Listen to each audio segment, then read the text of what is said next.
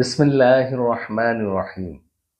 আমাদের কাছে সবচাইতে সবচাইতে যে বেশি কোশ্চেনটা আসে সেই কোশ্চেনটা হচ্ছে, স্যার আমি সেতি রোগে আক্রান্ত, আমার ভিটিলিগো, আমি স্যার কি খেতে পারবো না।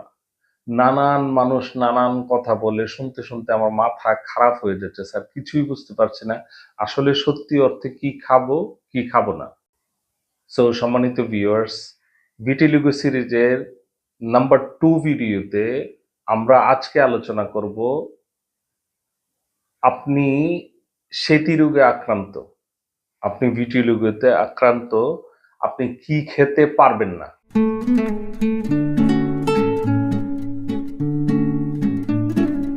আসসালামু আলাইকুম এভরিওয়ান, আমি ডাক্তার সাইদুর রহমান, আমার চ্যানেলে আপনাদেরকে স্বাগত। আসুন সেবা করি, চিকিৎসাকে সহজ করি।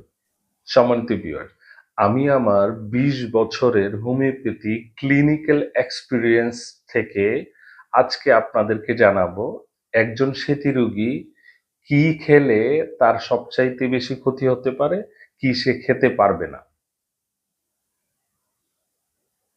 তো দেরি না করে চলুন মূল আলোচনায় চলে যাই। সেতি রোগী নাম্বার ফার্স্ট যেই খাবারগুলি সে খেতে পারবে না বা না খাওয়া তার জন্য ভালো, এই খাবারগুলি সেতি রোগীদের জন্য না খাওয়া ভালো। তার মানে আপনি সারা জনম খেতে পারবেন না, যে হয়তো মাসে 6 মাসে বা 1 বছরে একবার একটু খেয়ে ফেললেন এই জন্য আপনি একেবারে মরে যাবেন, বিষয়টা এরকম না। তো চলুন মূল আলোচনায় যাই যে সেতি রোগী আসলে কি কি খেতে পারবেন না। নাম্বার ফার্স্ট যেটা হচ্ছে টক জাতীয় কোনো খাবার। টক, অতিরিক্ত টক জাতীয় খাবার সেতি রোগী না খেলেই ভালো, সেটা না খাওয়াই ভালো। নাম্বার টু নাম্বার টু হচ্ছে আম, ম্যাঙ্গো। জি হ্যাঁ, ম্যাঙ্গো সেতি রোগীর ক্ষেত্রে না খাওয়াটাই অনেক ভালো।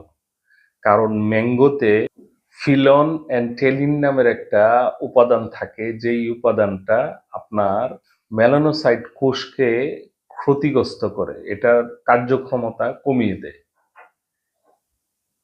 নাম্বার 3, অতিরিক্ত মশলা, অতিরিক্ত মশলা জাতীয় খাবার। আপনি যদি খেয়াল করেন, পৃথিবীতে সবচাইতে বেশি সেতি রোগী আপনি পাবেন ইন্ডিয়ার রাজস্থানে। তো রাজস্থানে সার্ভেতে দেখা গেছে যে ওরা লাল মরিচ, মানে মরিচের ঝালটা ওরা অনেক পছন্দ করে। ওই এলাকায় মরিচটা প্রচুর খায় মানুষ, ঝাল খায় প্রচুর। সো অনেক ঝাল, এটা কাঁচা মরিচের হতে পারে অথবা আপনার লাল মরিচের, শুকনা মরিচেরও হতে পারে। অতিরিক্ত মশলাদার খাবার, অতিরিক্ত ঝাল খাবার। নাম্বার 4, চা। চায়ের মধ্যে টেনিন নামের একটা উপাদান আছে, যেই উপাদানটা এই আপনার মেলানোসাইট কোষকে অনেক ডিস্টার্ব করে, কাজ করতে বাধা দেয়। এই কারণে চা আপনার জন্য ক্ষতির কারণ হতে পারে যদি আপনার সেতি বা ধবল রোগ থেকে থাকে। আপনি গ্রিন টি নিতে পারবেন, কোনো সমস্যা নাই। Number 5, tomato.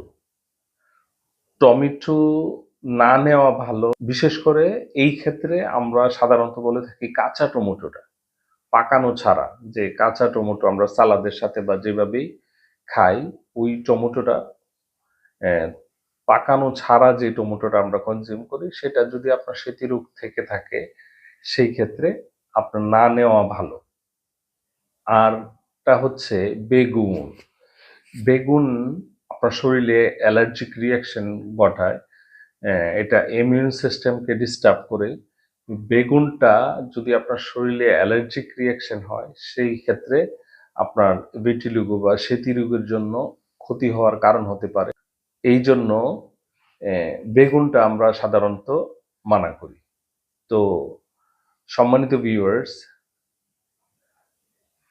আমাদের কাছে একটা গুরুত্বপূর্ণ প্রশ্ন সবসময় আসে যে স্যার আমাকে এই বলছে দুধ জাতীয় কিছু খাওয়া যাবে না, ও বলছে দুধ জাতীয় কিছু খাওয়া যাবে না।